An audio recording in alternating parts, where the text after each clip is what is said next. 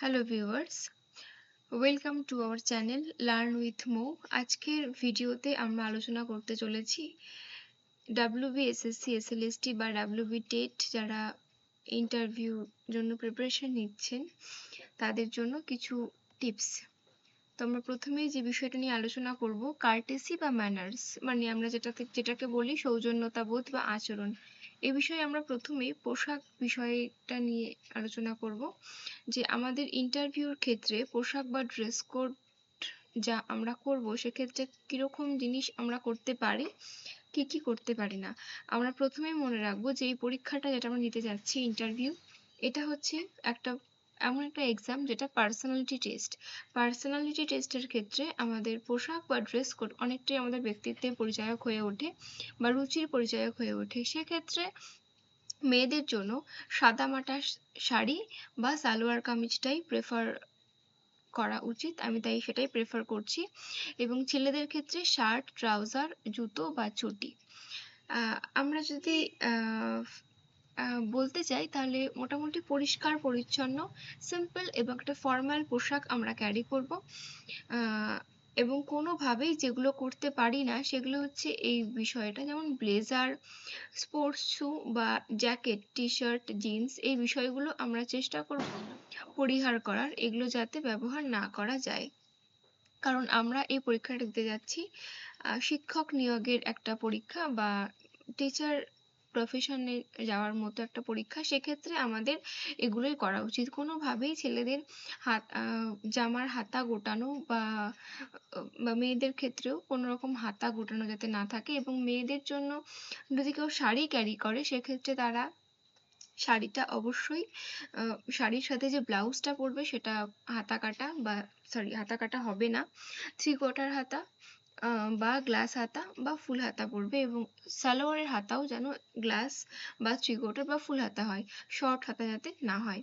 Next আমরা যাব আচরণবিধির ক্ষেত্রে। আচরণবিধির ক্ষেত্রে আমরা ইন্টারভিউ কক্ষে যখন প্রবেশ করব তখন পারমিশন নিয়ে প্রবেশ করব। প্রবেশ করার পর যেসব স্যার বা ম্যামরা থাকবেন তাদেরকে গ্রিটিংস করব, মানে গুড মর্নিং উইশ করব। এবং তারা যদি আমাদের বসতে বলে তখন ধন্যবাদ জানিয়ে আমরা বসবো। মাথায় রাখবে আমরা কোনো রকম স্ট্রিক্ট বা গম্ভীরভাবে থাকবো না। খুবই সাধারণভাবে আমরা যেরকমভাবে কোনো ক্লাসরুমে প্রবেশ করি পারমিশন নিয়ে সেভাবে প্রবেশ করব। এবং স্যার বা ম্যামদেরকে গ্রিটিংস করে যদি তারা বসতে বলে তাহলে বসবো, না বললে কিন্তু না বলা পর্যন্ত আমরা কিন্তু সিট নেব না, মানে বসবো না। নেক্সট আছে সেটা আমাদের বডি ল্যাঙ্গুয়েজ। প্রবেশ করার পর আমাদের যে অ্যাক্টিভিটিস হবে, যে ওই স্যারদের সাথে বা ম্যামদের সাথে আই কন্ট্যাক্ট ঠিকঠাক রাখতে হবে।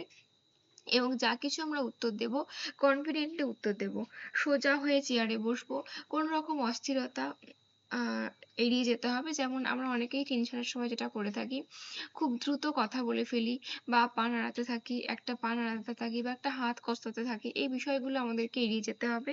নর্মাল একটা স্মাইলি ফেস মেনটেন করবে, অকারণে হাসাহাসির প্রয়োজন নেই, বাট গম্ভীর নয়, মুখটা নর্মাল যেরকম একটা স্মাইলি ফেস থাকে সেটাকে মেনটেন করব। পরিষ্কার উচ্চারণ এবং শুদ্ধ ভাষা ব্যবহার করে ভদ্রভাবে উত্তর দেব। কোনো রকম যুক্তি তর্ক পাল্টা যুক্তির মধ্যে জড়াবো না। এখানে এটা মূল বিষয়, কনফিডেন্টলি উত্তর দেওয়া মানে কিন্তু উগ্রভাবে উত্তর দেওয়া নয়। আমরা বিনয়ী বা নম্রভাবে উত্তর দেব, একদম স্ট্রিক্টলি, এবং নিজেদের পার্সোনালিটিকে এমনভাবে প্রেজেন্ট করব যাতে আমাদেরকে কনফিডেন্ট দেখায়। এবং এমন কোনো বিষয়ে তোমরা ভয় পেয়ে যাবে না যে যেখানে গিয়ে আমাদের মনে হতে পারে যে উত্তরটা দিতে পারলাম না। ব্যাপারটা কিন্তু তা নয়, তুমি কতটা ভালোভাবে বিষয়টিকে হ্যান্ডেল করতে পারছো এটাই একটা ফ্যাক্ট। তো উত্তর দিতে বা না দিতে পারার মধ্যে কিন্তু কোনো রকম কিছু নেই। কথায় কথায় ধন্যবাদ জানাবে না। যদি কোনো কিছু অজানা থাকে তোমার, সেক্ষেত্রে যদি স্যার বা ম্যাম সেটা জানিয়ে দেন তাহলে ধন্যবাদ জানাবে। প্রশ্নটা শোনার সময় মনোযোগ দেবে এবং উত্তর দেওয়ার আগে 2-3 সেকেন্ড বা যেরকম তোমার প্রয়োজন মোটামুটি কিছুক্ষণ ভেবে নিয়ে উত্তর দেওয়া শুরু করবে। দ্রুত কথা বলবে না, দ্রুত কথা বলাটাকে এড়িয়ে যাওয়ারই চেষ্টা করবে। অপ্রাসঙ্গিক কোনো কথা বা টপিক তোমরা অযথা টেনে আনবে না। উত্তরটাকে সংক্ষিপ্ত এবং প্রাসঙ্গিক করে তুলবে এবং উত্তরের সঙ্গে প্রসঙ্গত জড়িত নয় এমন কোনো বিষয় নিয়ে আলোচনা করবে না। যদি কোনো উত্তর জানা না থাকে তাহলে সেক্ষেত্রে স্বীকার করে নেবে যে সরি, আমার এটা জানা নেই স্যার বা ম্যাম। আর ধন্যবাদ জানিয়ে ধীরে সুস্থে ইন্টারভিউ কক্ষ থেকে তোমরা বিদায় নেবে। আচ্ছা, নেক্সট পোর্শন আমরা আসবো ইন্টারাকশনের ক্ষেত্রে, যে আমরা স্যার বা ম্যামদের সঙ্গে যে ইন্টারাকশনটা করব। এবার ক্ষেত্রে আমাদের যেগুলো যেগুলো জানতে চায় সেটা হচ্ছে আমাদের নিজেদের নাম, বাবার নাম, অনেক ক্ষেত্রে নিজেদের নামের অর্থ জানতে চাওয়া হয়। নামের সাথে যদি কোনো ঐতিহাসিক বা পৌরাণিক চরিত্রের মিল থাকে তার সম্পর্কে কিছুটা জেনে যাবে। তোমার বাড়ি কোথায় এবং তোমার বাড়ির যে এলাকা বা নিজের জেলা সম্পর্কে সাথে যদি কোনো ঐতিহাসিক বা পৌরাণিক ঘটনার মিল থাকে তার ডিটেলসও তোমরা একটু দেখে যাবে। এটা অনেক ক্ষেত্রেই ধরা হয়। একাডেমিকের ক্ষেত্রে মাধ্যমিক থেকে মাস্টার্স পর্যন্ত তুমি কত পার্সেন্টেজ পেয়েছো, এটা গ্রাজুয়েশন, মাস্টার্স বা বিএড এগুলো কোন কলেজ থেকে পাস আউট করেছো, কোন বছর পাস আউট করেছো, এই বিষয়গুলো, কলেজের প্রিন্সিপাল বা বিশ্ববিদ্যালয়ের আচার্য উপাচার্য কে ছিলেন, এছাড়াও তোমাদের যদি কোনো 11-12 ক্ষেত্রে যারা পরীক্ষা দেবে, ইন্টারভিউ দেবে, তাদের মাস্টার্সের সময় স্পেশাল পেপার কি ছিল, এবার কেন তোমরা সেটাকে সিলেক্ট করেছিলে। বিএড থেকে কিছু প্রশ্ন ধরতে পারে, কারণ বিএড এর বেশিরভাগ সিলেবাসটার সঙ্গে আমাদের, তোমরা জানোই যে পড়াশুনো আমরা কি করে টিচিংটা দেব তার একটা লিঙ্ক আছে। তো সেক্ষেত্রে স্কুল বিষয়ক রিলেটেড বিভিন্ন প্রশ্ন বিএড থেকেও ধরতে পারে, এবং তুমি কোন বিষয়ের মানে কিরকম ভাবে পড়ানোটাকে প্রেফার করো, এই বিষয়গুলো কিন্তু আসতে পারে।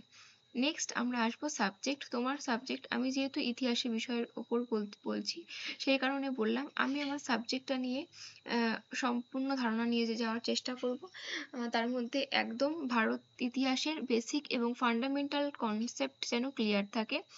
প্রাচীন, মধ্য এবং আধুনিক ভারতের ইতিহাসের ওপর দুজন লেখকের বই সম্পর্কে ধারণা নিয়ে যেতে হবে, এবং তোমরা চেষ্টা করবে তোমাদের একদম ক্রোনোলজিক্যালি ব্যাপারগুলো মাথায় রাখার। খুব বেশি স্পেশাল বা খুব বেশি প্রেশার দিয়ে কিছু করার প্রয়োজন নেই। নেক্সট, এবার যদি আসি স্কুল রিলেটেড কি কি প্রশ্ন আমাদের করতে পারে ইতিহাসের, যেমন একদম আমি যদি বলি 11, 12 এবং 9, 10 নিয়েই বলছি সম্পূর্ণ, যে একদম 5 to 12 পর্যন্ত কি সিলেবাস থাকে, মুখস্থ করা দরকার নেই, তোমরা একটা ধারণা নিয়ে যাবে যে কি ধরনের সিলেবাস থাকে। সেমিস্টার পদ্ধতি সম্পর্কে একটা ধারণা, যে 11, 12 এখন যে সেমিস্টার পদ্ধতিটা চালু হয়েছে এই সম্পর্কে একটা ধারণা। বিভিন্ন সরকারি প্রকল্প, সাপোজ কন্যাশ্রী বা এই সবুজ সাথী প্রকল্প, এই বিষয়গুলো সম্পর্কে ধারণা। মিড ডে মিল একটা বেশ ভালো প্রজেক্ট, সেই সম্পর্কে ধারণা, এটা আমাদেরকে কোনোভাবে সাহায্য করে কিনা, স্টুডেন্টদের কোনোভাবে সাহায্য করে কিনা, এই বিষয়গুলো সম্পর্কে। ড্রপ আউট বা স্কুল ছুট, এই সম্পর্কে তোমার ব্যক্তিগত ধারণা, ব্যক্তিগত মতামত জানতে হতে পারে। ফোন এবং ফোনের অ্যাডিকশন, এটা সব থেকে বড় টপিক, তোমরা সবাই জানো বর্তমান সময়ে এটা একটা বেশ বড় রকমের সমস্যা, ফোন অ্যাডিকশন। সেই কারণে এই সম্পর্কে তোমার ধারণা, মতামত, এবং তুমি তোমার ক্লাসরুমকে কিভাবে হ্যান্ডেল করবে, এই একটা ব্যাপার কিন্তু সব থেকেই যায় প্রশ্ন। কারণ যদি কেউ খুব বেশি কথা বলে তুমি কি করতে পারো, কেউ তোমার হোমওয়ার্ক করে নিয়ে আসছে না সেক্ষেত্রে তুমি কি করতে পারো, কেউ তোমার কোনো কাজে কোনো কনসেন্ট্রেট করছে না হয়তো পড়াশোনার ক্ষেত্রে, তখন তুমি তাই কি করতে পারো। ড্রপ আউট বা স্কুল ছুটির সংখ্যা এখন কেমন, আগেকার কিরকম ছিল, কমেছে না বেড়েছে, সরকারি প্রকল্পের দ্বারা এটা কতটা প্রভাবিত হয়েছে, ফোন অ্যাডিকশনের ব্যাপারটা, এই বিষয়গুলো সম্পর্কে তোমরা একটা কনসেপ্ট নিয়ে যাবে। তো আজকের ভিডিওতে আমি এইটুকুই আলোচনা করলাম। দেখা হচ্ছে নেক্সট ভিডিওতে। আজ এই পর্যন্তই। ভালো লাগলে অবশ্যই লাইক, শেয়ার এবং সাবস্ক্রাইব করো।